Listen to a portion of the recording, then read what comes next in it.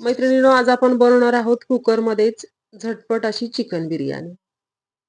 चवीला खूप छान लागते आणि होते सुद्धा पटकन. तर त्यासाठी पाव किलो चिकन मॅरिनेट करायला ठेवलं होतं मी. त्याच्यामध्ये पाव चमचा हळद, 1 चमचा गरम मसाला, 1 चमचा धने पावडर, 1 चमचा आलं लसूण पेस्ट, 2 चमचे दही दही आणि अर्धा चमचा मीठ घातलं. व्यवस्थित लावून बाजूला ठेवून दिलं होतं.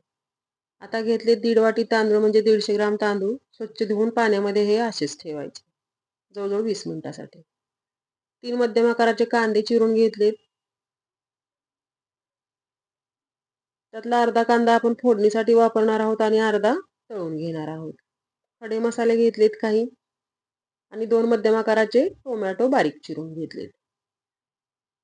सगळी तयारी झाली आहे बिर्याणीची. आता आपण फोडणी करूया. तर फोडणीसाठी गॅसवरती कुकर ठेवलाय. गॅसची फ्लेम मीडियम ठेवायची आहे. कुकरमध्ये तेल घालायचं. आता 1 पळी तेल घातले. आता याच्यामध्ये आपण सुरुवातीला कांदा तळून घेणार आहोत. तर तळण्यासाठी मी हा अर्धा कांदा पातळ आणि लांबट चिरून घेतला होता. अगदी 3-4 मिनिटांमध्ये स्लो गॅसवरती 3-4 मिनिटांमध्ये कांदा छान कुरकुरीत असा तयार होतो, तळून होतो.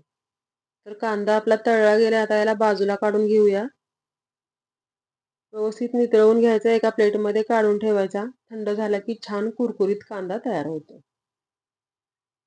तर कांदा तळून झाला. आता आपण फोडणी करूया.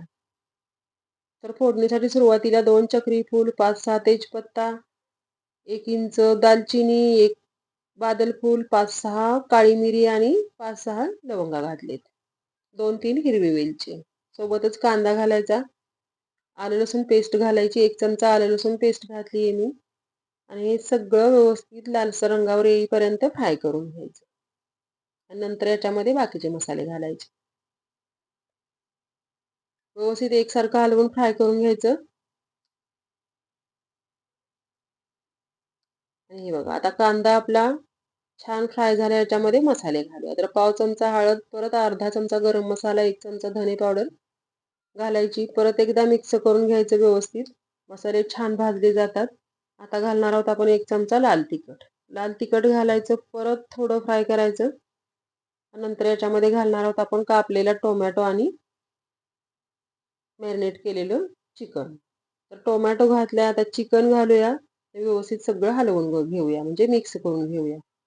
2 मिनिटं तेलामध्ये असंच फ्राय करून घ्यायचं याला आणि नंतर मीठ घालायचं याच्यामध्ये. तर 2 मिनिटं झाली आहेत. आता मीठ घालूया. मीठ घातल्यानंतर पाणी सुटतं आणि आमच्या पाण्यानेच हे चिकन खूप छान शिजलं जातं. मीठ घातलंय. अर्धा चमचा मीठ घातलंय. सुरुवातीला आपण अर्धा चमचा मीठ घातलं होतं. व्यवस्थित हलवून घेऊ आणि झाकण घालण्याला 4 ते 5 मिनिटं वाफ देऊ मंद गॅसवरती. तर हे बघा जवळ-जवळ 4 मिनिटानंतर झाकण काढल्यावर इतकं पाणी सुटलंय. आता परत थोडंसं फिरवून घेऊ म्हणजे हलवून घेऊ आणि झाकण घालून परत 2-3 मिनिटं याला असंच झाकून ठेवू. नंतर 2-3 मिनिटानंतर हे इतकं पाणी सुटलं ह्याला. आता याच्यामध्ये घालायची पुदिन्याची पानं. तर जवळ-जवळ 10-12 पानं घातली आहेत मी पुदिन्याची. आता परत व्यवस्थित मिक्स करून घेऊया याला. आणि याच्यामध्ये आता आपण घालणार आहोत बिर्याणीचा मसाला. तर 1 चमचा बिर्याणी मसाला घालायचा. नंतर घालायचे तांदूळ. आता मसाला घातल्यानंतर व्यवस्थित मिक्स करून घेऊया परत एकदा. पाणी किती सुटलंय बघा. आता परत एकदा व्यवस्थित मिक्स करून घेऊ आणि तांदूळ घालू. आता इतपत फ्राय होईपर्यंत चिकन आपलं अर्धवट शिजलं जातं आणि इथून पुढे तांदळासोबत ते छान शिजलं जातं. तर आता तांदूळ घालूया आणि व्यवस्थित सगळीकडे पसरून लावू. आता तांदूळ आपला चांगला अर्धा तास भिजलेला आहे. त्यामुळे पाणी घालताना एकदम मापात पाणी घालायचं. 1.5 वाटी तांदळासाठी मी 1.5 वाटीच पाणी घालणार आहे. तांदूळ पसरून झालाय. आता पाणी घालूया आणि झाकण लावून याला 2 शिट्ट्या द्यायच्या. 2 शिट्टीमध्ये खूप छान अशी बिर्याणी तयार होते मऊसूत. आता शिट्ट्या झालेत 2. थोडीशी वाफ घालवूया आणि झाकण काढून बघूया आपली बिर्याणी कशी तयार झाली आहे. तांदूळ खूप छान शिजला जातो. भिजल्यामुळे पटकन 2 शिट्टीमध्ये तांदूळ शिजला जातो. तांदूळ खूप छान शिजलेला आहे. आता याच्यावरती आपण तळलेला कांदा घालायचा, कोथिंबीर घालायची आणि 2 चमचे तूप घालायचं. कांदा घातला, आता कोथिंबीर घालूया. सोबतच तूप घालूया. 2 चमचे तूप घालायचं, आवडीनुसार कमी जास्त. काही लोकांना खूप जास्त आवडतं.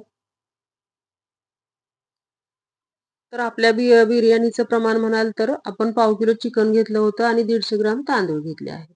आणि त्यानुसार ही बिर्याणी केलेली आहे. आता तूप घालून झाले.